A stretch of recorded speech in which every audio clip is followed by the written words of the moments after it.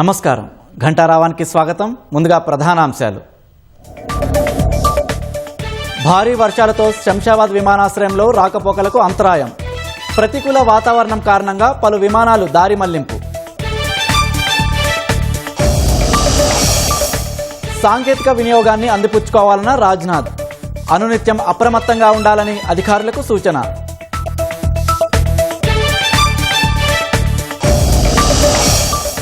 బెంగాల్లో మమతా బెనర్జీ మేనల్లుడి నివాసంలో పోలీసుల సోదాలు. ఆర్థిక మోసానికి సంబంధించిన కేసులో తనిఖీలు.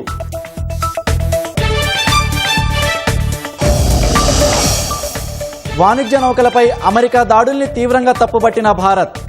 అమెరికా విదేశాంగ మంత్రితో మాట్లాడినట్లు జైశంకర్ పోస్ట్.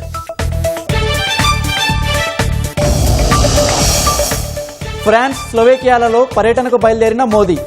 G7 శిఖరాగ్ర సదస్సులో పాల్గొననున్న ప్రధానమంత్రి.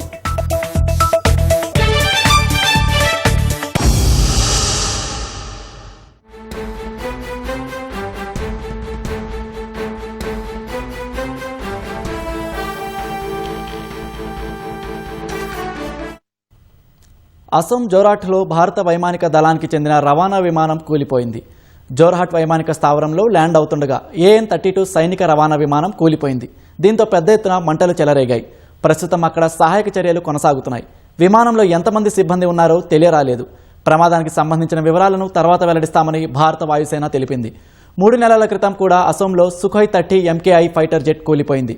ఈ ప్రమాదంలో 2 వాయుసేన పైలట్లు మృతి చెందారు.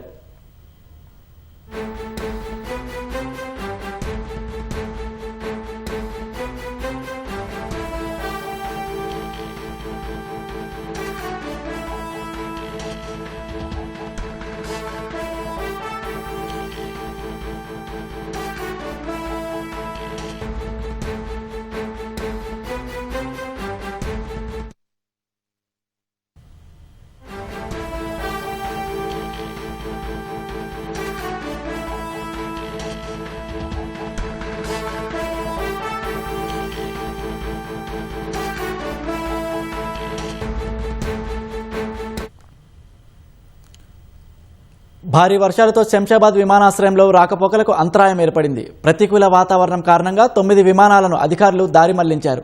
మరింత సమాచారం మా ప్రతినిధి శ్రీకాంత్ ప్రత్యక్ష ప్రసారం ద్వారా అందిస్తారు.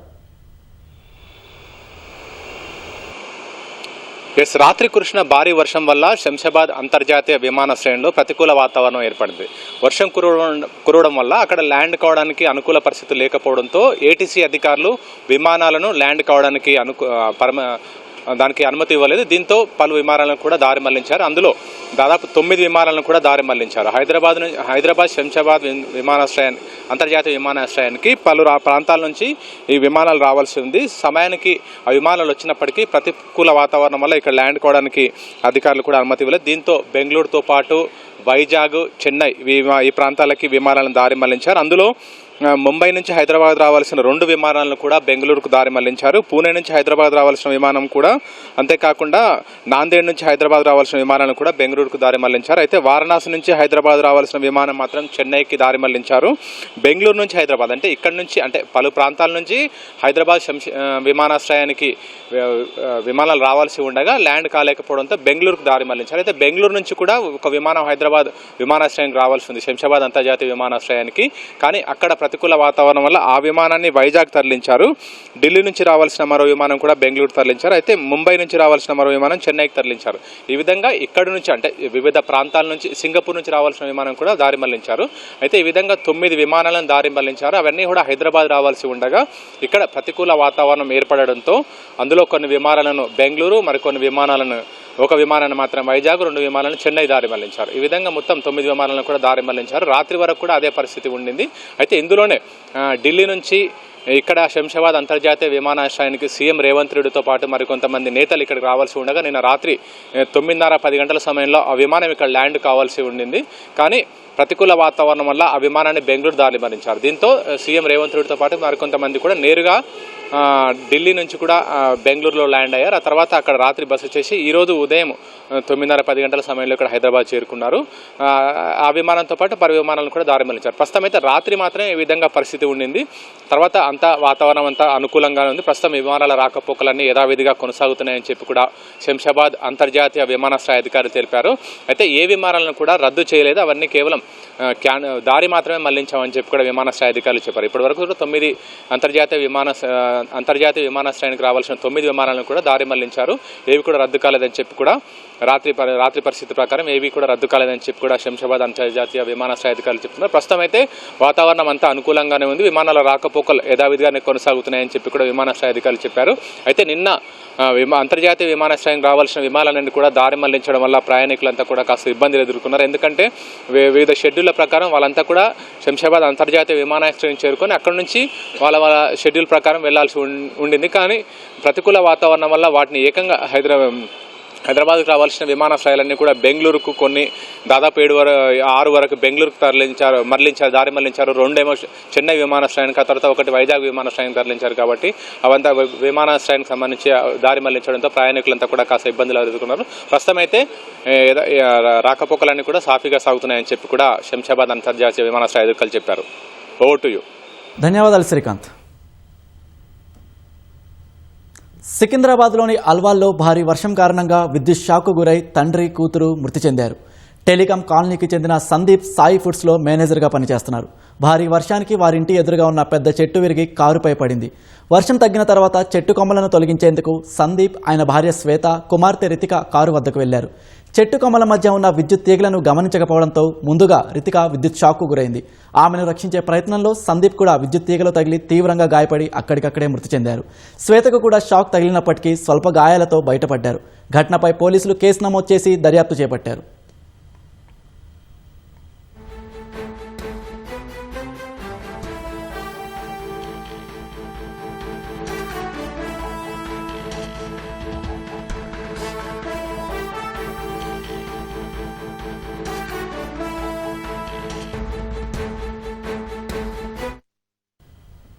రంగారెడ్డి జిల్లా మీర్పేట్ పోలీస్ స్టేషన్ పరిధిలో విషాద ఘటన చోటు చేసుకుంది. భారీ ఈదురుగాలుల కారణంగా తాటి చెట్టు ఇంటిపై పడడంతో ఓ మహిళ ప్రాణాలు కోల్పోయింది. రాఘవేంద్ర నగర్ కాలనీకి చెందిన సభావతి లక్ష్మి, ఆమె కుమారుడు వెంకట్, కోడలు లలిత రేకుల ఇంట్లో నిద్రిస్తున్నారు. ఈదురుగాలులకు చెట్టు ఇంటిపై పడింది. ప్రమాదంలో వెంకట్, లలిత స్వల్ప గాయాలతో బయటపడగా తీవ్రంగా గాయపడిన లక్ష్మిని స్థానికులు వెంటనే ఉస్మానియా ఆసుపత్రికి తరలించగా చికిత్స పొందుతూ మృతి చెందారు. ఘటనపై కేసు నమోదు చేసిన మీర్పేట్ పోలీసులు దర్యాప్తు చేపట్టారు. मुंडो वो छोरा उनको तो उमाटी का कसला ही भी आतो ना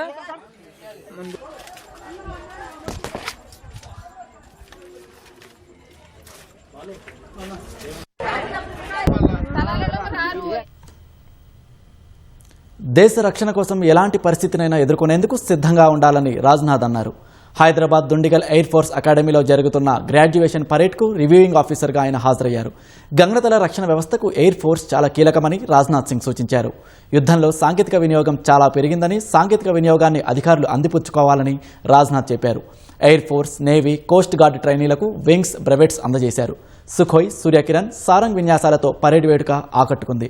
మెరిట్లో అగ్రస్థానంలో నిలిచిన క్యాడెట్లకు ప్రెసిడెంట్ ప్లాక్ అవార్డులను రాజ్నాథ్ ప్రదానం చేశారు.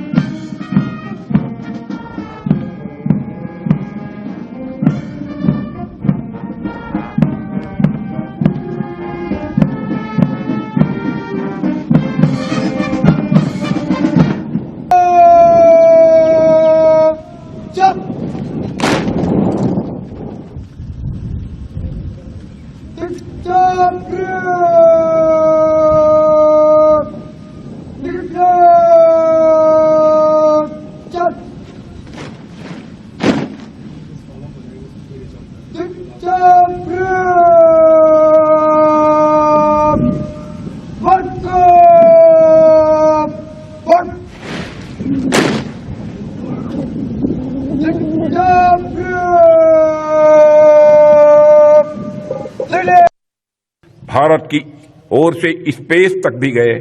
अब उस लिगेसी को आगे बढ़ाने की जिम्मेदारी आप जैसे नौजवानों के ऊपर है। एयरफोर्स ने कई अवसरों पर विदेशी नागरिकों को भी सुरक्षित निकालने में भाषा या सीमाओं से ऊपर उठकर संपूर्ण मानवता की सराहना करने में विश्वास रखता है। मैं विशेष रूप से महिला पायलट्स को भी बधाई देता हूं जो आज इंडियन एयरफोर्स में कमीशन हो रही हैं। I want to have a word with the trainees from Vietnam who are on parade today. I am certain that your country and your service is as proud of your achievement as we are. Bharat రక్షణ పరిశోధన అభివృద్ధి సంస్థ DRDO సరికొత్త record సృష్టించింది. శత్రు క్షిపణులు నౌకల దాడులను తిప్పికొట్టే అధునాతన సాంకేతికతలను విజయవంతంగా పరీక్షించింది. ఈ నెల 10-11న డిఆర్డీఓ 3 ప్రయోగాలు చేపట్టింది. అందులో భాగంగా మల్టీలేయర్డ్ బాలిస్టిక్ క్షిపణి రక్షణ వ్యవస్థ BMDను ప్రయోగించింది. ఈ ప్రయోగంలో ఇంటర్సెప్టర్ క్షిపణులు లక్ష్యాలను విజయవంతంగా ఛేదించాయి. ఖండాతర బాలిస్టిక్ క్షిపణులను అడ్డుకునే సామర్థ్యం వీటికి ఉంది. దీంతో BMD సామర్థ్యం కలిగిన దేశాల జాబితాలో భారత్ చేరిందని డిఆర్డీఓ వెల్లడించింది. Naval antiship missile medium range తొలి పరీక్షను కూడా శాస్త్రవేత్తలు విజయవంతంగా నిర్వహించారు. ఈ క్షిపణి సముద్రంలో శత్రువుల యుద్ధ నౌకలను ధ్వంసం చేయగలదు. ఇది భారత నౌకాదళ రక్షణ సామర్థ్యాలను మరింత పెంచుతుందని శాస్త్రవేత్తలు తెలిపారు. పూర్తి స్వదేశీ సాంకేతికతతో ఈ సరికొత్త వ్యవస్థలను డిఆర్డీఓ అభివృద్ధి చేసింది. తాజా ప్రయోగం విజయవంతం కావడంతో రక్షణ శాఖ మంత్రి రాజ్నాథ్ సింగ్, డిఆర్డీఓ చైర్మన్ రాజేష్ కుమార్ సింగ్ శాస్త్రవేత్తలకు అభినందనలు తెలిపారు. ఈ విజయాలు రక్షణ రంగంలో భారత్ స్వయం సమృద్ధిని నిరూపిస్తున్నాయని వారు పేర్కొన్నారు. ప్రధాని నరేంద్ర మోదీ ఫ్రాన్స్, స్లోవేకియా పర్యటనకు బయలుదేరి వెళ్లారు. వారం రోజుల పాటు ఆయన 2 దేశాల్లో పర్యటించనున్నారు. ఈ పర్యటనలో భాగంగా ప్రధాని మోదీ ఫ్రాన్స్లో జరిగే G7 శిఖరాగ్ర సదస్సులో పాల్గొంటారు. 2 దేశాల పర్యటనకు వెళ్లే ముందు ప్రధాని ఒక ప్రకటన విడుదల చేశారు. భారత్ వ్యూహాత్మక దృక్పథంలో ఫ్రాన్స్కు ప్రత్యేక స్థానం ఉందని ప్రధాని పేర్కొన్నారు. ఈ ఏడాది ప్రారంభంలో ఫ్రాన్స్ అధ్యక్షుడు ఇమాన్యుయల్ మెక్రాన్ భారత్లో పర్యటించినప్పుడు 2 దేశాల మధ్య సంబంధాలను వ్యూహాత్మక స్థాయికి ఉన్నతీకరించినట్లు గుర్తు చేశారు. మెక్రాన్తో సమావేశం సందర్భంగా ద్వైపాక్షిక సంబంధాల్లో పురోగతిని సమీక్షించడంతో పాటు భవిష్యత్ కార్యాచరణను రూపొందిస్తామని తెలిపారు. G7 వేదికగా భారత్తో పాటు గ్లోబల్ సౌత్ దేశాల ఆకాంక్షలను వినిపిస్తానని మోదీ పేర్కొన్నారు. 1993లో స్లోవేకియా స్వతంత్ర దేశంగా ఏర్పడిన తర్వాత భారత్ ప్రధాని అక్కడ పర్యటించడం ఇదే తొలిసారి. బ్రాటిస్లావాలో స్లోవేకియా అధ్యక్షుడు పీటర్, ప్రధాని రాబర్ట్తో మోదీ ద్వైపాక్షిక చర్చలు జరపనున్నారు. ఒమన్ తీరంలో భారతీయులు ఉన్న నౌకలపై అమెరికా దాడులు చేయడాన్ని భారత్ మరోసారి తీవ్రంగా తప్పుపట్టింది. ఈ విషయంపై అమెరికా విదేశాంగ మంత్రి మార్కో రూబియోతో భారత్ విదేశాంగ మంత్రి జైశంకర్ మాట్లాడారు. ఈ సందర్భంగా దాడులపై ఆయన నిరసన తెలియజేశారు. మార్కో రూబియోతో ఫోన్లో మాట్లాడినట్లు జైశంకర్ ఎక్స్ వేదికగా వెల్లడించారు. గల్ఫ్ ఆఫ్ ఒమెన్లో అమెరికా జరిపిన దాడుల్లో 3 భారత నావికులు మృతి చెందడంపై నిరసన తెలిపినట్లు వివరించారు. వాణిజ్య నౌకలపై దాడులు సమర్థనీయం కాదని అమెరికాకు చెప్పినట్లు జైశంకర్ తెలిపారు. మరోవైపు భారతీయులున్న నౌకలపై దాడులు చేసింది ఇరాన్ అని అమెరికా అధ్యక్షుడు డొనాల్డ్ ట్రంప్ ఆరోపించారు. అయితే ఈ ఆరోపణలను టెహ్రాన్ ఖండించింది. ట్రంప్ చేసిన ఆరోపణలు నిరాధారమైనవని తెలిపింది. ప్రజల దృష్టిని మళ్లించేందుకు అమెరికా తమపై నిందలు మోపుతోందని విమర్శించింది. తమ దిగ్బంధనాన్ని ఉల్లంఘిస్తూ ఇరాన్ నుంచి చమురును రవాణా చేసేందుకు ప్రయత్నించడంతో ఆ నౌకలపై దాడి చేశామని యుఎస్ సెంట్రల్ కమాండ్ ఇప్పటికే ప్రకటించింది. ట్రంప్ మాత్రం అందుకు భిన్నమైన ప్రకటన చేయడం చర్చనీయాంశంగా మారింది. మాజీ సీఎం మమతా బెనర్జీ మేనల్లుడు టీఎంసీ జాతీయ ప్రధాన కార్యదర్శి అభిషేక్ బెనర్జీ నివాసంలో పోలీసులు సోదాలు నిర్వహించారు. ఓ ఆర్థిక మోసానికి సంబంధించిన కేసులో కోల్కతాలోని ఆయన నివాసంలో పోలీసులు సోదాలు చేపట్టారు. సుమారు 4 గంటల పాటు ఈ సోదాలు కొనసాగాయి. ఇందుకోసం పోలీసులు కేంద్ర బలగాల సహకారం తీసుకున్నారు. సోదాలు జరుగుతున్న సమయంలో మమతా బెనర్జీ అభిషేక్ నివాసానికి వచ్చారు. పోలీసులు వెళ్లేంత వరకు ఆమె అక్కడే ఉన్నారు. మమతా రాకతో టీఎంసీ కార్యకర్తలు పెద్ద ఎత్తున అక్కడకు చేరుకొని నిరసన తెలిపారు. పోలీసులు తాళాలు పగలగొట్టి తన నివాసంలోకి ప్రవేశించారని అభిషేక్ బెనర్జీ ఆరోపించారు. దీనిపై చట్టపరంగా పోరాడతానని తెలిపారు. కేంద్ర రాష్ట్ర దర్యాప్తు సంస్థలు అభిషేక్ బెనర్జీని లక్ష్యంగా చేసుకున్నాయని టీఎంసీ ఆరోపించగా చట్టం ముందు అందరూ సమానమేనని బీజేపీ ఎదురుదాడికి దిగింది. అటు ఎమ్మెల్యేల సంతకాల ఫోర్జరీ కేసులో రేపు విచారణకు హాజరు కావాలని అభిషేక్కు బెంగాల్ సిఐడి సమన్లు జారీ చేసింది. ప్రభుత్వ ఉపాధ్యాయుల నియామక అవకతవకల కేసులో ఈ నెల 15న తమ ఎదుట హాజరు కావాలని ఈడీ ఇప్పటికే నోటీసులు ఇచ్చింది. పెద్దపల్లి జిల్లా రామగుండం పారిశ్రామిక ప్రాంతంలో బీఆర్ఎస్ శ్రేణులను, బొగ్గుగని కార్మిక సంఘ నాయకులను పోలీసులు అదుపులోకి తీసుకున్నారు. సింగరేణి సంస్థలో మెడికల్ బోర్డు నిర్వహించాలని, కారుణ్య నియామకాలను తిరిగి పునరుద్ధరించాలనే అంశాలతో ధర్నాకు పిలుపునిచ్చారు. ఈ నేపథ్యంలో ర్యాలీకి అనుమతి లేదంటూ పోలీసులు ముందస్తుగా వారిని అరెస్ట్ చేశారు. కార్మిక నేత కౌశిక హరి ఇంటి వద్ద పోలీసులు బందోబస్తు ఏర్పాటు చేశారు.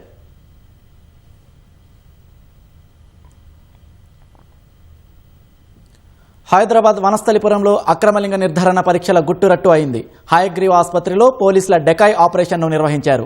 లింగ నిర్ధారణ పరీక్షలు చేస్తామని ఆసుపత్రి డైరెక్టర్ కొర్రరాజు, రిసెప్షనిస్ట్ లోకేష్ తెలిపారు.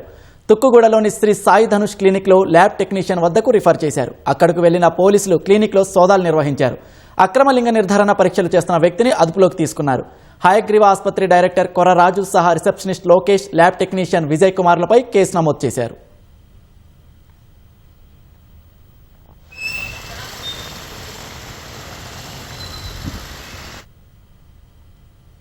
హైదరాబాద్ మీర్పేట్ పోలీస్ స్టేషన్ పరిధిలోని దాసరి నారాయణ కాలనీలో రోడ్డు ప్రమాదం జరిగింది. పాల ప్యాకెట్లు పంపిణీ చేస్తున్న ఇద్దరు అన్నదమ్ములను కారు ఢీకొట్టింది. ఈ ప్రమాదంలో ఇద్దరికి తీవ్ర గాయాలయ్యాయి. ప్రమాదంపై వెంటనే స్పందించిన స్థానికులు వారిని ఆసుపత్రికి తరలించారు. ప్రస్తుతం ఎల్బీ నగర్లోని ఓ ప్రైవేట్ హాస్పిటల్లో చికిత్స పొందుతున్నారు. ప్రమాదానికి కారణమైన కారు డ్రైవర్ మద్యం సేవించి వాహనం నడిపినట్లు తెలుస్తోంది. ఘటనాస్థలికి చేరుకున్న మీర్పేట్ పోలీసులు కేసు నమోదు చేసి దర్యాప్తు చేపట్టారు.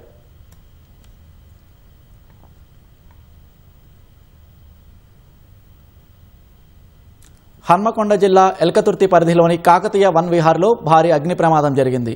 మంటలు వేగంగా వ్యాపించడంతో వన్ విహార్లో ఉన్న చెట్లు, ఫర్నిచర్ పూర్తిగా దగ్ధమయ్యాయి. గుర్తు తెలియని వ్యక్తులు నిప్పంటించి ఉండవచ్చని తెలుస్తోంది. సమాచారం అందుకున్న అగ్నిమాపక సిబ్బంది వెంటనే ఘటనా స్థలానికి చేరుకొని తీవ్రంగా శ్రమించి మంటలను అదుపులోకి తెచ్చారు. ఈ ఘటనలో ఆస్తి నష్టం జరిగినప్పటికీ ప్రాణ నష్టం జరిగినట్లు సమాచారం లేదు. ఘటనపై అధికారులు విచారణ చేపట్టారు. మంటలు చెలరేగడానికి గల కారణాలపై పోలీసులు దర్యాప్తు చేస్తున్నారు.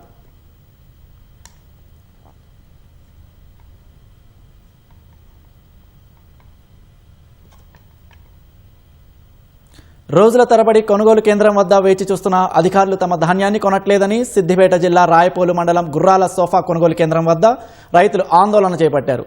ప్రధాన రహదారిపై బైఠాయించి నిరసన తెలపడంతో రాకపోకలకు అంతరాయం ఏర్పడింది. పండించిన ధాన్యాన్ని అమ్ముకునేందుకు రోజుల తరబడి కొనుగోలు కేంద్రం వద్ద పడిగాపులు కాస్తున్నామని రైతులు ఆవేదన వ్యక్తం చేశారు. ఎండా వానలను లెక్క చేయక కేంద్రానికి తరలించినా ఇప్పటికీ లారీలు లేక ధాన్యం కొనుగోలులో జాప్యం జరుగుతోందన్నారు. ఇటీవల కురుస్తున్న అకాల వర్షాలకు కళ్ళాల్లో ఉన్న ధాన్యం తడిసి ముద్దవుతోందన్నారు.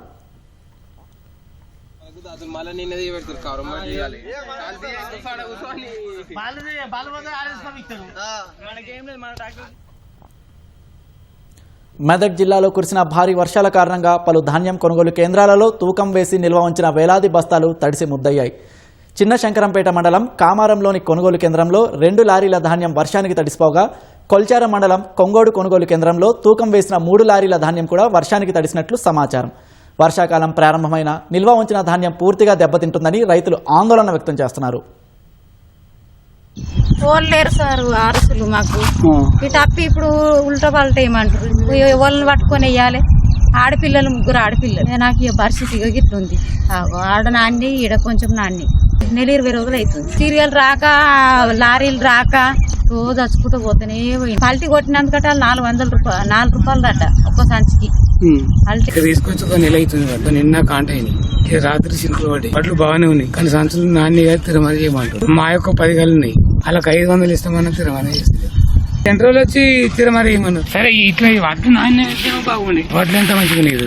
జర సంచులు నాణ్యగానే వేసుకోపోయారు. జరప్పుడు ఇట్లా అడ్లు ఆగలేవు, ఏది ఆగలే. 10 కిలో కిలో మొగ్గు పెట్టుకుంటూ వెళ్ళిపోయి లారీలకి ఇంత మంచి వెళ్ళినా గానీ టాపాల కిరాయిని ఇప్పుడు 15 రూపాయలకు నెల 10 రోజులు అవుతుంది సార్. ఒడ్లు పోతలేదు. నిన్ననే కాంట చేసేది, రాత్రి వర్షం వచ్చింది. టాపర్ల కిరాయి అంతా మా దగ్గర పడుతుంది. రైస్ మిల్లర్లు తీసుకుంటలేరని చెప్తుంది. ఇబ్బంది అవుతుంది మాకు. తడిసిన ధాన్యానికి తీసుకోవాలి సార్. ఇది మేము రైతులము. ఆంధ్రప్రదేశ్లోని కాకినాడ జిల్లా తుని మండలం సిహెచ్ అగ్రహారానికి చెందిన 2 ఏళ్ల చిన్నారి జ్ఞానేశ్వరి అదృశ్యమై 7వ రోజు కావడంతో పోలీసులు మరిన్ని అంశాలపై దృష్టి సారించారు.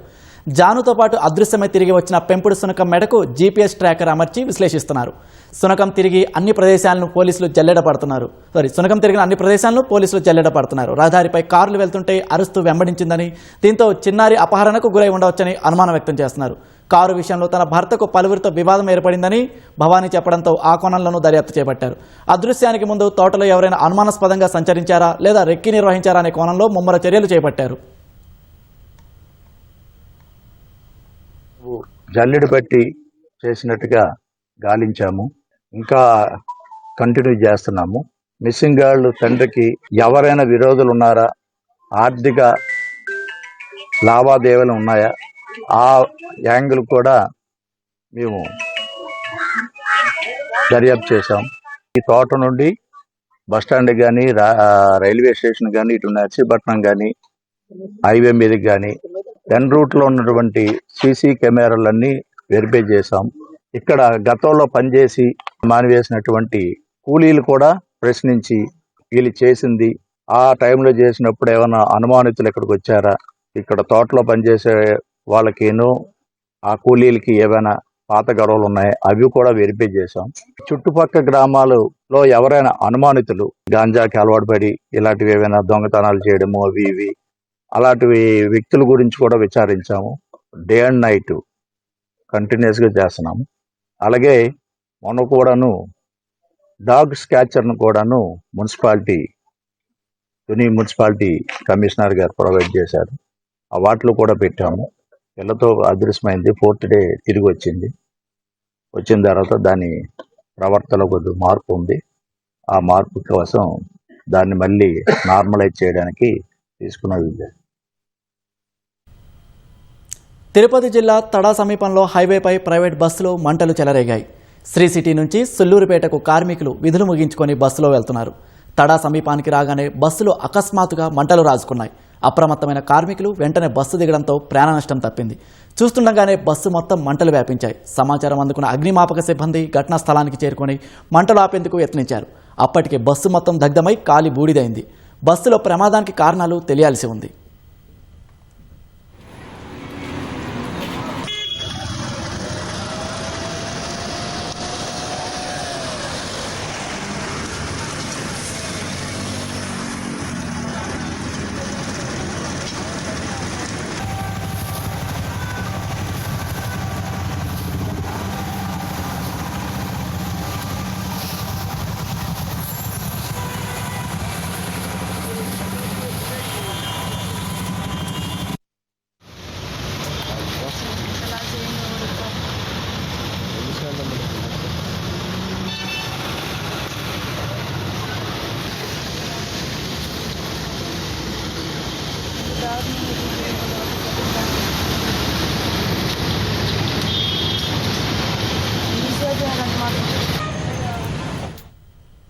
నరేంద్ర మోదీ పాలనకు 12 ఏళ్లు పూర్తయిన సందర్భంగా సిరిసిల్ల జిల్లాలోని కుసుమరామయ్య జిల్లా ప్రజాపరిషత్ ఉన్నత పాఠశాలను సందర్శించిన కేంద్ర మంత్రి బండి సంజయ్ స్వచ్ఛ పాఠశాలలో భాగంగా తరగతులను శుభ్రం చేశారు.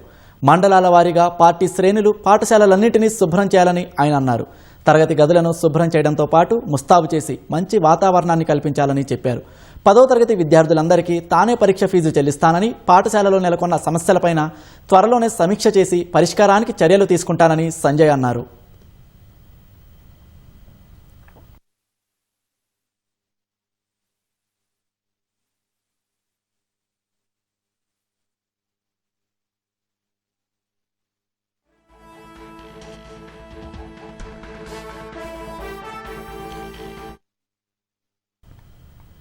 వర్షాకాలం వచ్చింది.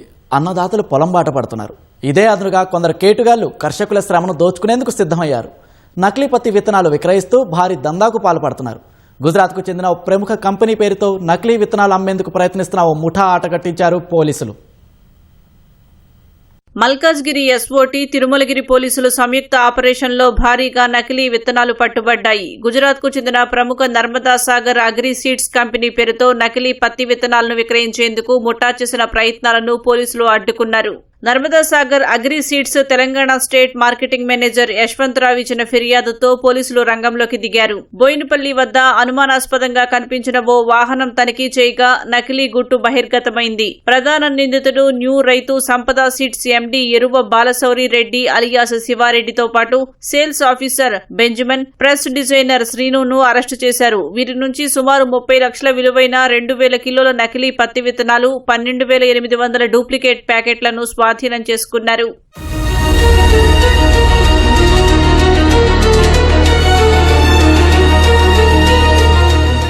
నకిలీ పత్తి విత్తనాల దందాలో ప్రధాన నిందితుడు శివారెడ్డి పక్కా ప్లాన్తో అక్రమాలకు పాల్పడుతున్నట్లు పోలీసులు గుర్తించారు. గతంలో గుజరాత్ కంపెనీతో వరి విత్తనాల కోసం చేసుకున్న పాత ఒప్పందాన్ని ఆసరాగా చేసుకుని ప్రస్తుతం లక్షల్లో డబ్బు సంపాదిస్తున్నాడు. రైతుల నుంచి నాసిరకం విత్తనాలను సేకరించి నర్మదా సాగర్ బ్రాండ్ పేరుతో ప్యాకింగ్ కవర్లు ముద్రించాడు. ఈ క్రమంలో బండ్లగూడలోని తన ఆఫీస్లో ప్యాకింగ్ చేస్తూ ఉండగా పోలీసులకు చిక్కాడు. ఇలాంటి మోసాల పట్ల రైతులు అప్రమత్తంగా ఉండాలని, గుర్తింపు పొందిన కంపెనీ విత్తనాలు కొనుగోలు చేయాలని సిపి సుమతి సూచించారు. ఫేక్ కాటన్ సీడ్ ర్యాకెట్ లో దాదాపుగా 12,800 డూప్లికేట్ సీడ్ పౌచెస్, తర్వాత 2,000 కేజీల సస్పెక్టెడ్ స్పూరియస్ కాటన్ సీడ్స్, దాదాపుగా 30 లక్షల వర్తు ఇవాళ పోలీస్ సీజ్ చేయడం జరిగింది.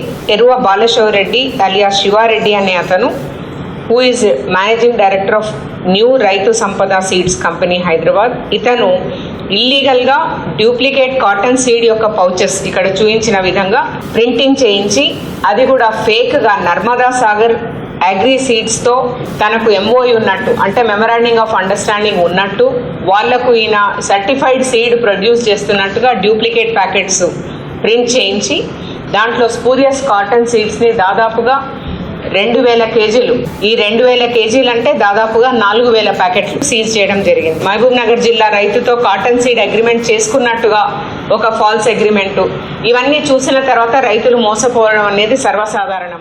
ప్రధాన నిందితుడైన శివారెడ్డిపై పీడీ యాక్ట్ నమోదు చేసే దిశగా పోలీసులు చర్యలు తీసుకుంటున్నారు. విత్తనాలు కొనుగోలులో ఐఎస్ఐ మార్క్ సర్టిఫైడ్ విత్తనాలను మాత్రమే కొనుగోలు చేయాలని పోలీసులు సూచిస్తున్నారు. నూతన విద్యా సంవత్సరం ప్రారంభం కానుండగా ఈనాడు మీతోడు కార్యక్రమంలో భాగంగా వరంగల్ జిల్లా నర్సంపేట మున్సిపాలిటీ పాఠశాలల పరిశుభ్రత కార్యక్రమాన్ని చేపట్టింది. జిల్లా పరిషత్ ఉన్నత పాఠశాలలో తరగతి గదులను శుభ్రం చేయడంతో పాటు ఆట స్థలంలో పేరుకుపోయిన చెత్తను తొలగించారు. ప్రతి ప్రభుత్వ, ప్రైవేటు పాఠశాలలు పరిశుభ్రంగా ఉంచుకోవాలని, ఈ పరిశుభ్రత కార్యక్రమంలో ప్రతి ఒక్కరూ భాగస్వాములు కావాలని మున్సిపల్ చైర్పర్సన్ పెండెం శ్రీలక్ష్మి అన్నారు. ప్రారంభమవుతున్న నేపథ్యంలో అన్ని ప్రభుత్వ విద్యా సంస్థలు కానీ, ప్రైవేట్ విద్యా సంస్థలు కానీ పరిశుభ్రంగా ఉంచుకోవాలనే ఉద్దేశంతో ఈనాడు వారి ఆధ్వర్యంలో మున్సిపాలిటీ సహకారంతో ఇదంతా కూడా శుభ్రం చేయడం జరుగుతుంది. మరియు విద్యార్థుల తల్లిదండ్రులు కూడా అందరూ సహకరించి స్వచ్ఛంద సంస్థల తోడ్పాటుతోటి స్వయంగా వారు కూడా అన్ని పరిసరాలను పరిశుభ్రంగా ఉంచుకోవాలని సందర్భంగా కోరుకుంటున్నారు. గ్రామీణ ప్రాంతాల్లో ఉపాధి లేక వ్యాపారాలు చేయడానికి సరైన నైపుణ్యాలు కొరవడి ఎంతోమంది యువత నిరాశపడుతున్నారు. అలాంటి వారి పాలిట కల్పతరువుగా మారింది యూనియన్ గ్రామీణ స్వయం ఉపాధి శిక్షణ కేంద్రం. నిరుద్యోగులకు శిక్షణ ఇస్తూ అవకాశాల దారిని చూపిస్తోంది. నిరుద్యోగ యువతీ యువకులకు శిక్షణ ఇచ్చి స్వయం ఉపాధి పొందేలా బ్యాంకులు ప్రత్యేక కార్యక్రమాలు నిర్వహిస్తున్నాయి. ఇందులో భాగంగా రాష్ట్ర వ్యాప్తంగా ఈ ఏడాది 9 శిక్షణా కేంద్రాలు నడుస్తున్నాయి. ఇందులో 7 యూనియన్ బ్యాంక్ ఆధ్వర్యంలోనే కొనసాగుతున్నాయి. జగిత్యాలలో గత నెలలో ప్రారంభమైన యూనియన్ గ్రామీణ స్వయం ఉపాధి శిక్షణా కేంద్రం నిరుద్యోగులకు అవకాశాల గనిగా మారింది. ఇక్కడ శిక్షణతో పాటు బ్యాంకు రుణాలు అందించి చిరు వ్యాపారాలు నిర్వహించుకునేలా ప్రోత్సహిస్తున్నారు. తొలి బ్యాచ్లో ఇమిటేషన్ జ్యువెలరీలో భాగంగా గాజులు, చెవికమ్మలు, రింగులు సహా పలు వస్తువుల తయారీపై 14 రోజుల పాటు మెళకువలు నేర్పించారు. ప్రస్తుతం రెండో బ్యాచ్లో 50 మందికి మగ్గం, ఎంబ్రాయిడరీ, ఫ్యాబ్రిక్ పెయింట్పై 31 రోజుల శిక్షణ కొనసాగుతోంది. ఈ కార్యక్రమం తమ స్వయం ఉపాధికి బాటలు వేసిందని అభ్యర్థులు ఆనందం వ్యక్తం చేస్తున్నారు. దీని కాన్సెప్ట్ ముఖ్య ఉద్దేశం ఏంటంటే రూరల్ పీపుల్కి అన్ఎంప్లాయిడ్ ఉంటారు కదా, ఎడ్యుకేషన్ కంప్లీట్ అయ్యి లేదా డ్రాప్ అవుట్ అయ్యి ఎలాంటి ఉద్యోగం దొరకక, ప్రైవేట్ ఉద్యోగం కానీ గవర్నమెంట్ కానీ దొరకకపోతే వాళ్ళు ఎలా ముందుకెళ్లాలో వాళ్ళకి తెలియని టైంలో వాళ్ళకి ఇష్టమైన సబ్జెక్టులో మేము ట్రైనింగ్ ఇచ్చేసి భవిష్యత్తులో ఎలాంటి లోన్ కావాలన్నా మేమే అంటే దగ్గరుండి సపోర్ట్ చేయడం, వాళ్ళు సక్సెస్ అయ్యేంత వరకు మేము వాళ్ళకి తోడుగా ఉండి వాళ్ళు జీవితంలో పైకి రావడం కోసం మేము ప్రయత్నం చేస్తాం. మొదటగా ఏ స్టేజ్లో ఉన్నా కానీ ఆఫ్టర్ కంప్లీషన్ ఆఫ్ కోర్స్ వీళ్ళు కాన్ఫిడెంట్గా వాళ్ళ కాళ్ళ మీద వాళ్ళు నిలబడుతూ వాళ్ళు 100% సెల్ఫ్ ఎంప్లాయ్మెంట్ సాధిస్తారు. దాంట్లో బ్యాంక్ యొక్క పాత్ర ఇంపార్టెంట్ కాబట్టి ప్రతి ఒక్కరికి ఎక్కడైతే అవసరం ఉందో వాళ్ళందరికీ లోన్స్ ఇస్తూ వాళ్ళని 2 సంవత్సరాలు మేము హ్యాండ్ హోల్డ్ చేస్తాం. ఈ కోర్సెస్ కూడా free of cost, free of accommodation, food provide చేస్తూ వీళ్ళందరికీ మేము ట్రైనింగ్ ఇస్తాము. వీళ్ళకి ప్రాక్టికల్స్ 70% వరకు ప్రాక్టికల్ క్లాసెస్ ఉంటాయి. అట్లనే మనం వీళ్ళకి బిజినెస్ పరంగా ఎంటర్ప్రీనర్గా ఎలా రెడీ అవ్వాలి దానికి సంబంధించినటువంటి మనకు 30% థియరీ క్లాసులు అనేవి మేము చెప్తాం. ముఖ్యంగా ఎవరైతే ఖాళీగా ఉన్నటువంటి ఈ నిరుద్యోగ యువతను తీసుకొచ్చి వాళ్లకు ఇష్టం ఉన్నటువంటి రంగంలో ట్రైనింగ్ ఇచ్చి శిక్షణ ఇచ్చి ఆ శిక్షణలో మనము స్కిల్ ట్రైనింగ్ కానీ ఇటువైపు వాళ్ళు ఏ విధంగా అయితే సెటిల్ కావాలనుకుంటున్నారు అంటే వ్యాపారం ప్రారంభించడానికి కావాల్సినటువంటి అన్ని క్లాసెస్ కూడా పూర్తిగా వాళ్ళకి చెప్పి వాళ్ళని అందులో సెటిల్ చేయడం అనేటువంటి ముఖ్య ఉద్దేశంతో మేము పనిచేస్తాము. నమస్కారం. క్రియేటివ్ జ్యువెలరీ, మగ్గం works, tailoring and photography, videography, CC camera and jute వస్తువుల తయారీ అండ్ పుట్టగొడుగుల పెంపకం ఇలాంటి చాలా కోర్సెస్ 78 కోర్సెస్ ఉన్నాయి. బట్ అందులో మేము ఈ సంవత్సరం 13 కోర్సులు తీసుకొని నిరుద్యోగ యువకులకు మేము శిక్షణ అనేది ఇప్పించడం జరుగుతుంది. 78 రకాల కోర్సులపై శిక్షణ ఇవ్వాలని నిర్ణయించగా ప్రస్తుతం ఇక్కడ 13 కోర్సుల్లో శిక్షణ ఇవ్వనున్నారు. బ్యూటీ పార్లర్, జూట్ బ్యాగుల తయారీ, పుట్టగొడుగుల పెంపకం, టైలరింగ్, సీసీ కెమెరాల రిపేరింగ్, ఫోటోగ్రఫీ, ఎలక్ట్రీషియన్ వర్క్ పై యువతీ యువకులకు అవసరమైన శిక్షణ ఇచ్చేలా ప్రణాళికలు సిద్ధం చేశారు.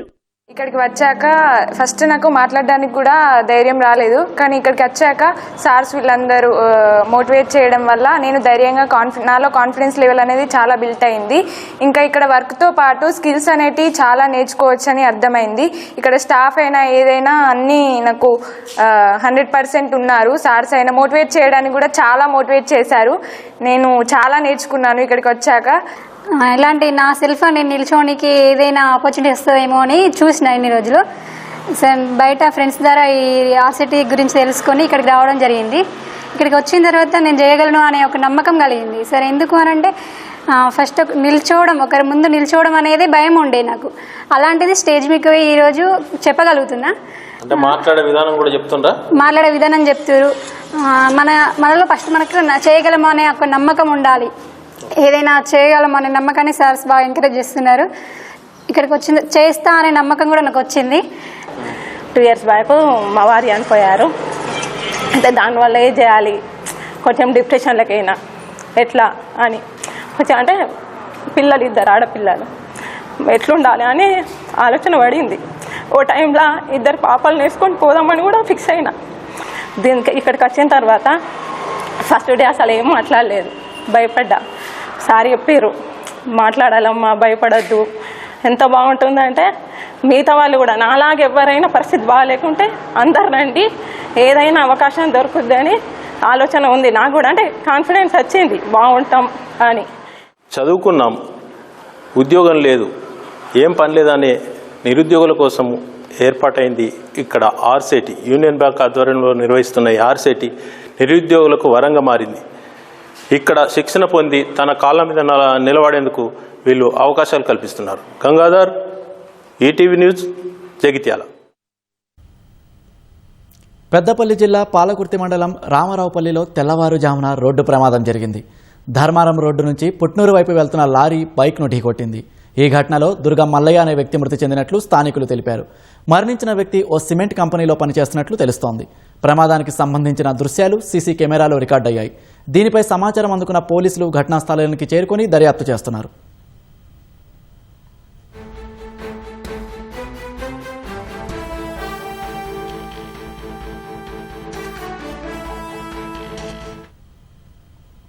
సైబర్ నేరాలను అరికట్టడం ప్రతి ఒక్కరి సామాజిక బాధ్యత అని హైదరాబాద్ సిపి సజ్జనార్ అన్నారు. రవీంద్ర భారతిలో బ్యాంక్ ఆఫ్ బరోడా ఆధ్వర్యంలో బ్యాంకు ఉద్యోగులకు సైబర్ నేరాలపై అవగాహన కార్యక్రమంలో ఆయన ముఖ్య అతిథిగా పాల్గొన్నారు. బ్యాంకు ఉద్యోగులకు సైబర్ నేరాల నియంత్రణపై అవగాహన కల్పించేందుకు వివిధ భాషల్లో రూపొందించిన ఒక ప్రత్యేక బ్రోచర్ను సిపి ఆవిష్కరించారు. ప్రతి బ్యాంకు ఉద్యోగి కూడా సైబర్ నేరాల పట్ల పూర్తి అవగాహన కలిగి ఉండాలని స్పష్టం చేశారు. తాము ప్రజల సొమ్ముకు రక్షకులమనే బాధ్యతను ఎట్టి పరిస్థితుల్లోనూ మర్చిపోవద్దని బ్యాంకు సిబ్బందికి గుర్తు చేశారు. ప్రతి బ్యాంకు ఉద్యోగి తమ బ్రాంచ్లో zero mule account challenge, safe customer ఛాలెంజ్లను ఖచ్చితంగా పాటించాలని కోరారు.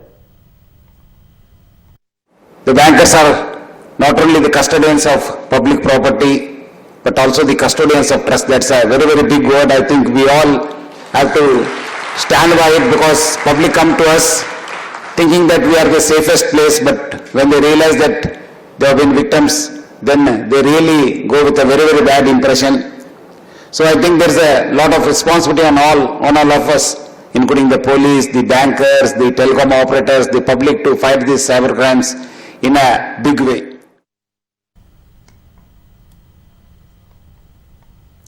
తుపాకీ టూటాలు బాంబు పేలులతో దద్దరిల్లిన కర్రెగుట్టల దండకారణ్యంలో నేడు ప్రశాంత వాతావరణం సంతరించుకుంది. గత ఏడాది వరకు మావోయిస్టుల కంచుకోటైన అడవులు, కొండలు, లోయలు నేడు పర్యాటక ప్రాంతాలు మారే దిశగా అడుగులు పడుతున్నాయి. కేంద్ర ప్రభుత్వ ఆధ్వర్యంలో అభివృద్ధి పనులు చురుగ్గా సాగుతున్నాయి.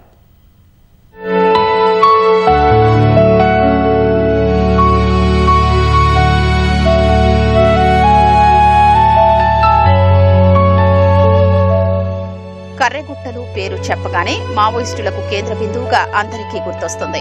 తెలంగాణ, ఛత్తీస్గఢ్ సరిహద్దుల్లో 50 కిలోమీటర్ల పొడవు, 37 కిలోమీటర్ల వెడల్పుతో సహజ సిద్ధంగా ఏర్పడ్డ ఈ గుట్టల్ని మావోయిస్టులు అడ్డాగా చేసుకుని తమ కార్యకలాపాల్ని సాగించారు.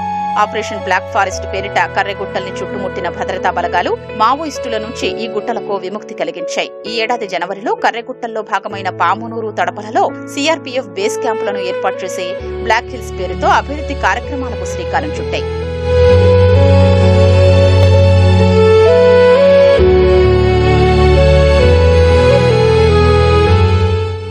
సుమారు 40 కోట్ల వ్యయంతో వాజేడు మండలం మురుమూరు నుంచి తెలంగాణ సరిహద్దు తడపల వరకు 40 కిలోమీటర్ల మేర రహదారి నిర్మాణం పూర్తి చేశారు. పలుచోట్ల భారీ గుట్టల్ని బాంబులతో పేల్చేసి 2 గుట్టల నడుమ రహదారిని నిర్మించారు. మరోవైపు ఛత్తీస్గఢ్ రాష్ట్రం బీజాపూర్ జిల్లా ఊసూరు బ్లాక్ పూజారి కాంకేర్ నుంచి తడపల వరకు 10 కిలోమీటర్ల రహదారి పనుల్ని అక్కడి ప్రభుత్వం చేపట్టింది. 2 రాష్ట్రాల సరిహద్దుల్లో సుమారు 500 మీటర్ల రహదారి నిర్మాణం పనులు అటవీ శాఖ అనుమతులు రాకపోవడంతో నిలిచిపోయాయి. ఈ కొద్ది దూరం కూడా పూర్తయితే పూజారి కాంకేర్ నుంచి మురుమూరు వరకు ఎలాంటి ఆటంకం లేకుండా ప్రయాణించొచ్చు. దీంతో వెంకటాపురం, వాజేడు మండలాల ప్రజలకు ఛత్తీస్గఢ్ ప్రయాణం తేలికవుతుంది. భద్రతా బలగాల తుపాకీ నీడన జోరుగా నిర్మాణ పనులు సాగుతున్నాయి. పనులు సాగుతున్న 40 కిలోమీటర్ల మేర అడుగడుగునా భద్రతా బలగాలు మోహరించాయి. ప్రస్తుతం మట్టి రోడ్లు పూర్తయ్యాయి. వర్షాకాలం తర్వాత వాగులు, వంకలపై బంతనాన్ని నిర్మించి బీటీ రోడ్ల పనులు చేపట్టనున్నారు.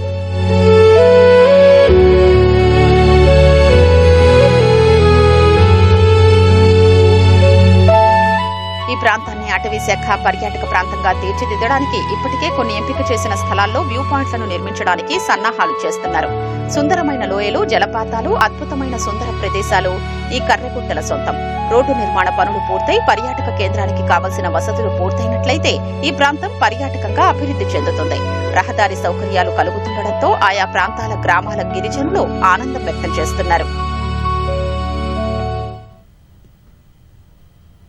వేములవాడలో బీఆర్ఎస్ కార్యకర్తల సమావేశంలో కేటీఆర్ మాట్లాడుతున్నారు. ప్రత్యక్ష ప్రసారం ద్వారా చూద్దాం. బయటికి తిట్టవద్దని కోరుతూ అందరికీ నమస్కారం, అందరికీ స్వాగతం. ఇప్పుడే జీవన్ రెడ్డి సాబ్కు నేను చెప్తున్నా, అన్న మీరు నాకేం మిగిలియలేదు, అన్ని మీరే చెప్పినారు అని చెప్పిన. చెప్పాలనుకున్న ముచ్చట్లన్నీ మీరే చెప్పినట్టు ఒక పని చేయండి, మీరు పార్టీ పరంగా చెప్పండి అన్నారు. అందుకే పార్టీ పరంగా మనం ఏం చేయబోతున్నామో రాబోయే 6 నెలలు అది వివరించే ప్రయత్నం కొంత మీకు నేను చేస్తాను. మీ అందరికీ తెలుసు, సరే ఇవాళ తెలంగాణ రాష్ట్రం ఏర్పడ్డాక ఒడ్డుకెక్కినాక ఎవరు పడితే వారు ఏది పడితే అది మాట్లాడవచ్చు. కానీ 25 ఏళ్ల కిందట ఏప్రిల్ 27, 2001 ఒక 47-48 ఏళ్ళున్న ఒక బక్కపల్సన్ మనిషి, కులబలం లేదు, ధనబలం లేదు, మీడియా పవర్ లేదు, మజిల్ పవర్ లేదు. ఆనాడు రాజకీయం చూస్తే 3 ప్రధానమైన రాజకీయ పార్టీలు భారతదేశ రాజకీయ వ్యవస్థని, ఉమ్మడి ఆంధ్రప్రదేశ్ రాజకీయ వ్యవస్థని శాసిస్తున్నాయి. కేంద్రంలో బీజేపీ ఆధ్వర్యంలో ఎన్డీఏ ప్రభుత్వం, ఆంధ్రప్రదేశ్ రాష్ట్రంలో చంద్రబాబు నాయుడు గారి ఆధ్వర్యంలో తెలుగుదేశం ప్రభుత్వం, మరొక వైపు 100 సంవత్సరాల పైన చరిత్ర ఉన్న Congress party, doctor YS Rajasekhara Reddy గారి నాయకత్వంలో కాంగ్రెస్ పార్టీ. ఇది ఆ రోజు పరిస్థితి. ప్రజల్లో నమ్మకం లేదు. అసలు తెలంగాణ అంటేనే వాడుకుంటారు, వదిలేస్తారు. రాజకీయ నాయకులు ఒడ్డుకెక్కినాక మర్చిపోతారు, వాళ్ళ పదవుల కోసం మాత్రమే మాట్లాడతారు తప్ప తెలంగాణ నిజంగా కావాలన్న ఆలోచన రాజకీయ నాయకులకు లేదు అనే ఒక నమ్మకం లేని పరిస్థితి. అట్లాగే అంతకుముందు దెబ్బలు తినున్న పరిస్థితి. 1968 నుంచి 71 వరకు జరిగిన పోరాటం, 370 మంది మరి ఆనాడు ప్రభుత్వ తూటాలకు బలైపోయిన పరిస్థితి. అప్పుడు కూడా తెలంగాణ రాలేదు కదా, 370 మంది చచ్చిపోతే. 11 మంది పార్లమెంట్ సభ్యులు గెలిస్తే కూడా తెలంగాణ ప్రజాసమితి బ్యానర్ మీద అప్పుడు కూడా తెలంగాణ రాలే కదా. మరి ఇప్పుడు ఎట్లా వస్తుంది, ఇప్పుడు ఎట్లా సాధ్యమవుతుంది అనే ఒక పరిస్థితి. అదొక సినిమా పాట ఉంటుంది. కేసీఆర్ గారు పార్టీ పెట్టినాడు పరిస్థితి ఏంటంటే ఒక సినిమా పాట ఉంటుంది. గాలి వానలో వాన నీటిలో పడవ ప్రయాణం, గమ్యమెక్కడో తీరమెక్కడో తెలువదు పాపం. ఇది ఆ రోజు పరిస్థితి. అంటే ఒక చీకట్లో చిరుదీపం వెలిగించినట్టు ఒక చిన్న ప్రయత్నం, కానీ నమ్మకం లేదు ఎవరికి. ఎట్లయితుంది, అవుతుందా? 25 ఏళ్ళ కిందటి ముచ్చట నేను చెప్పేది. పేరు చెప్పను కానీ ఒక పెద్ద మనిషి, కరీంనగర్ జిల్లానే, ఆనాడు ఉమ్మడి కరీంనగర్ జిల్లా. ఆయన అప్పుడు తెలుగుదేశం పార్టీలో ఉన్నారు. కేసీఆర్ గారు అప్పుడు డాక్టర్ భాగ్యారెడ్డి గారని కరీంనగర్లో ఉంటుండే. భాగ్యారెడ్డి గారికి చెప్పిండ్రు, నువ్వు ఫలానా పెద్ద మనిషిని తీసుకురా, మన పార్టీలో చేరితే బాగుంటుంది, ఆయన వల్ల లాభం అవుతుంది అని చెప్తే ఆ పెద్ద మనిషి దగ్గరికి భాగ్యారెడ్డి గారు పోయినారు. పోయి మిమ్మల్ని సార్ రమ్మన్నారు, మీరు వస్తే బాగుంటుంది అని పిలిస్తే ఆ పెద్ద మనిషి అన్న మాట ఏంటంటే, కేసీఆర్ గారు మరి పార్టీ నడిపేంత శక్తి ఉందా ఆయనకు, మరి అంత ధైర్యం ఉన్నదా, మరి ఇవాళ రేపు రాజకీయాల్లో 4 పైసలు ఉంటేనే పని అవుతుంది, పైసలు ఉన్నాయా అని అడిగిండు ఆయన పెద్ద మనిషి. నువ్వు ఒక పని చేయి, నువ్వు వచ్చి కలువు కేసీఆర్ గారిని, కలిసినాక నువ్వు నిర్ణయం తీసుకో అని చెప్పాను. ఎందుకు చెప్తా ఉన్నా ఈ మాట అంటే, ఒక విశ్వాసం లేమి, నమ్మకం లేదు.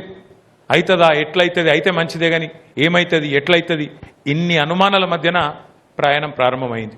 మరి అక్కడి నుంచి ఇవాళ ఎక్కడి దాకా వచ్చినామో ఒక్కసారి దయచేసి ఆలోచన చేయండి. ఎన్ని ప్రతికూల శక్తులు, ఎన్ని ప్రతికూల పరిస్థితులు, వాటన్నిటినీ తట్టుకొని ఉమ్మడి ఆంధ్రప్రదేశ్లో ఈరోజు ఆంధ్ర తెలంగాణగా ఉన్న 2 రాష్ట్రాల్లో 2 ప్రాంతీయ పార్టీలు విజయవంతంగా 25 ఏళ్లు నిలబడ్డ పార్టీలు 2. ఒకటి ఎన్టీ రామారావు గారు స్థాపించిన తెలుగుదేశం పార్టీ 1982లో, ఆ రెండవ పార్టీ మన నాయకుడు మన కోసం ఎగిరేసిన ఈ గులాబీ జెండా 25 ఏళ్ల కింద. ఇవాళ మస్తుగా మాట్లాడచ్చు. ఇవాళ రేవంత్ రెడ్డి గారు కూడా తెలంగాణ ఉద్యమకారుల గురించి మాట్లాడచ్చు. మన మీదికి తుపాకీ తీసుకొని వచ్చిన రేవంత్ రెడ్డి కూడా మాట్లాడతాండి. ఇవాళ ఎక్కడికో రాలే కదా, కరీంనగర్కే వచ్చిండు కదా. ఆయన కూడా ఇవాళ తెలంగాణను ఆయనే సాధించినట్టు, ఆయననే పుట్టించినట్టు ఆయన కూడా మాట్లాడతాడు. మస్తు మంది మాట్లాడచ్చు. అంటారు చూడు డైలాగ్, సమయం టైం ఎట్లుంటుంది అంటే అప్పుడప్పుడు టైం బాగలేకపోతే వానపాము కూడా నాగుపాము లెక్క బుసలు కొడుతుంది. గట్లున్నది ఇవాళ పరిస్థితి. మనకు తెలంగాణ తెచ్చి కష్టపడ్డది మీరు, కేసీఆర్ గారి నాయకత్వంలో పోరాటం చేసింది మీరు, కష్టించి చివరికి తెలంగాణ తెచ్చింది మీరు. కానీ ఆ వచ్చిన తెలంగాణ ఇవాళ మనం పాట పాడుకునే పరిస్థితి వచ్చింది. ఎవని పాలైందిరా తెలంగాణ అని చెప్పి ఇలా పాట పాడుకునే దుస్థితి వచ్చిన మాట వాస్తవం. కానీ బాధ ఏం లేదు, బాధ ఏమీ లేదు. ఎందుకంటే ప్రజలకు కూడా కొన్ని విషయాలు, ఎందుకంటే అప్పుడప్పుడు కొన్ని జరుగుతాయి, నిర్ణయాలు అట్లా జరుగుతాయి, ఆ క్షణంలో కొన్ని జరుగుతుంటాయి. కానీ ఎప్పుడు తెలుస్తుంది అంటే, అమ్మ విలువ కానీ అన్నం విలువ కానీ ఉన్నప్పుడు తెలియదు, లేనప్పుడే తెలుస్తుంది. ఇవాళ అదే పరిస్థితి ఉన్నది తెలంగాణలో.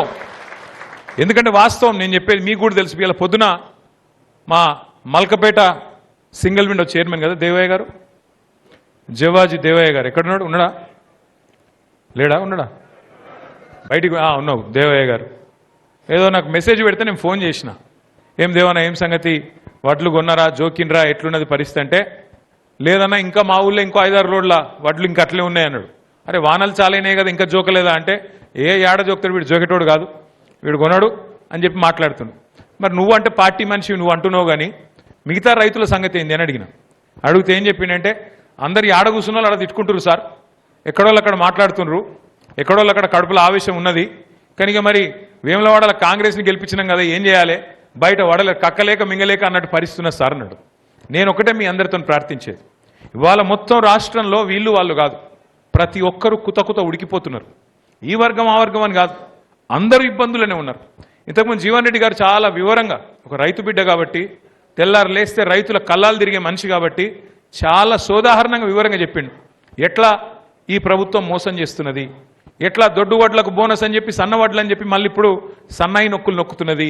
మరి అవన్నీ ఇస్తున్నాడా అంటే అవి కూడా ఇయ్యడు. తరుగు పేరు మీద ఎంత తీసేస్తున్నాడు, ఒక్కొక్క ఎకరానికి 6,000 రూపాయలు నష్టం ఎట్లా చేస్తున్నాడు, ఇప్పటికి ఎన్నిసార్లు రైతు బంధు ఎగ్గొట్టిండు, ఇవన్నీ వివరంగా వారు చెప్పిండ్రు, మీరు విన్నరు, నేను దాని జోలికి పోను.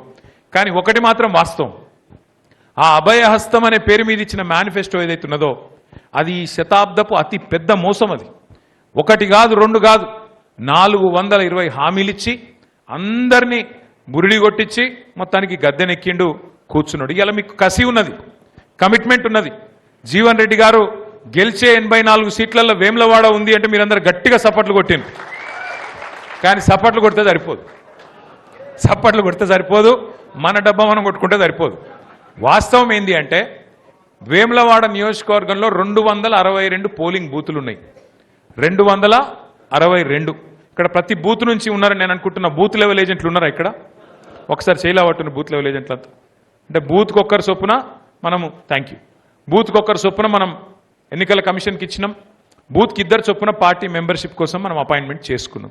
ఇక్కడ ఇంపార్టెంట్ పాయింట్ ఏంటంటే మీరు ఎవరికైనా సరే, ఎంత పెద్ద నాయకులైనా సరే, నేను మా ఆగయ్య గారికి ఎప్పుడు చెప్తా ఉంటా, ఆగన్న గతంలో ఎల్లారెడ్డిపేట ఎంపీపీగా చేసిండు, జెడ్పీటీసీగా చేసిండు, తర్వాత రాజన్న సిరిసిల్ల జిల్లా పార్టీ ప్రెసిడెంట్ అయ్యిండు. నేను ఆగన్నకు కూడా చెప్తా ఇప్పుడు, ఆగన్న నువ్వు నేను గెలవాలని కోరుకుంటే సిరిసిల్లలో నువ్వు ఒకటే పని చేయి, నీకు దండం పెడతా, నువ్వు నీ బూత్లో నీ ఊర్లే నువ్వు మెజారిటీ తీసుకొచ్చి చూపెట్టు.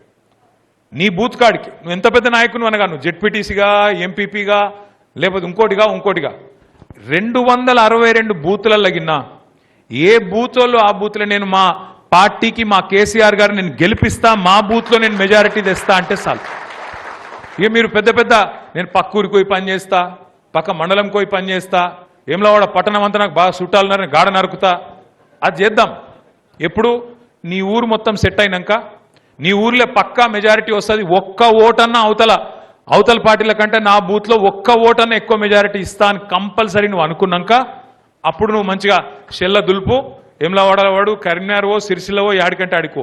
కానీ బూత్ గెలవకుండా, నా బూత్ నా బాధ్యత అనుకోకుండా, నా బూత్లో నేను మెజారిటీ తేవాలి అనుకోకుండా, నా బూత్లో నేను ఇచ్చే మెజారిటీయే కేసీఆర్ని ముఖ్యమంత్రిని చేసింది అనుకోకుండా నువ్వు ఏమి చేసినా ఏమి చెప్పినా అది వ్యర్థం.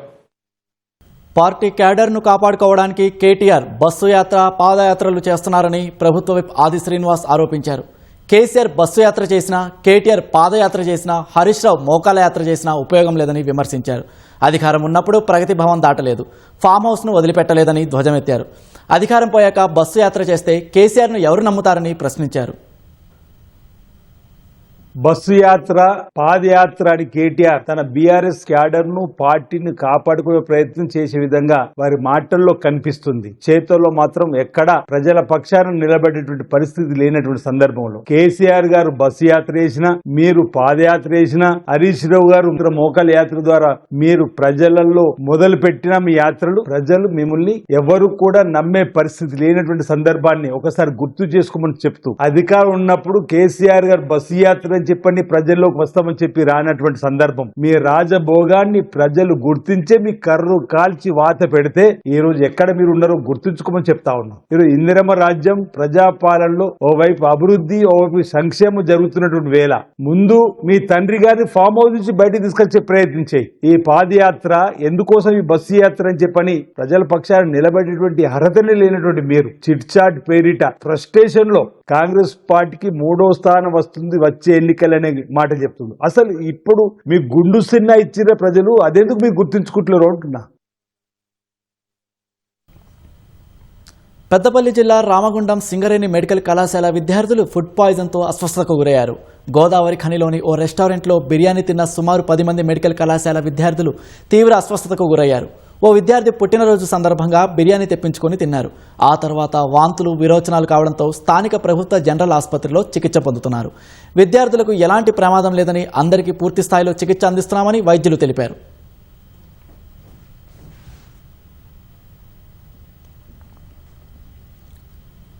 అమెరికాతో అణుచర్చలపై ఇరాన్ విదేశాంగ మంత్రి అబ్బాస్ అరాక్చి కీలక వ్యాఖ్యలు చేశారు. మధ్యంతర ఒప్పందంలోని అంశాలను 100% అమలు చేస్తేనే అగ్రరాజ్యంతో అణుచర్చలు జరుపుతామని అన్నారు.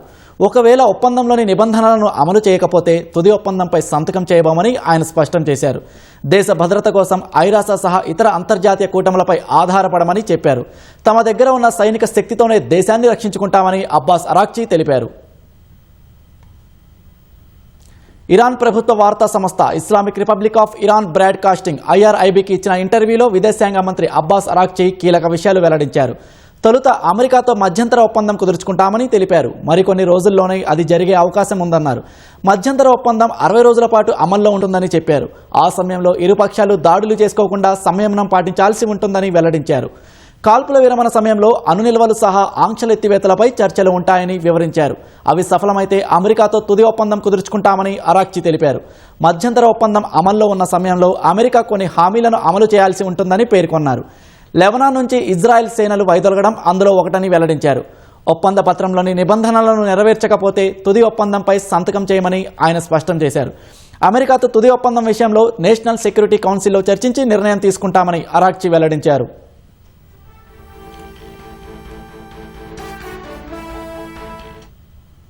హర్ముజ్ జలసంధిని ఒమన్తో కలిసి సంయుక్తంగా నిర్వహిస్తామని అరాక్చి చెప్పారు. శుద్ధి చేసిన అణు నిల్వలను డైల్యూట్ చేయాల్సి వస్తే అది తమ భూభాగంలోనే చేపడతామని తెలిపారు. మధ్యంతర ఒప్పందానికి అమెరికా కట్టుబడి ఉండకపోవచ్చని అరాక్చి అనుమానం వ్యక్తం చేశారు. మాట తప్పడం అమెరికా పాలకుల నైజామని విమర్శించారు. అందుకే లొసుగులు లేని ఒప్పందాన్ని రూపొందించడానికి ప్రయత్నిస్తున్నామని చెప్పారు.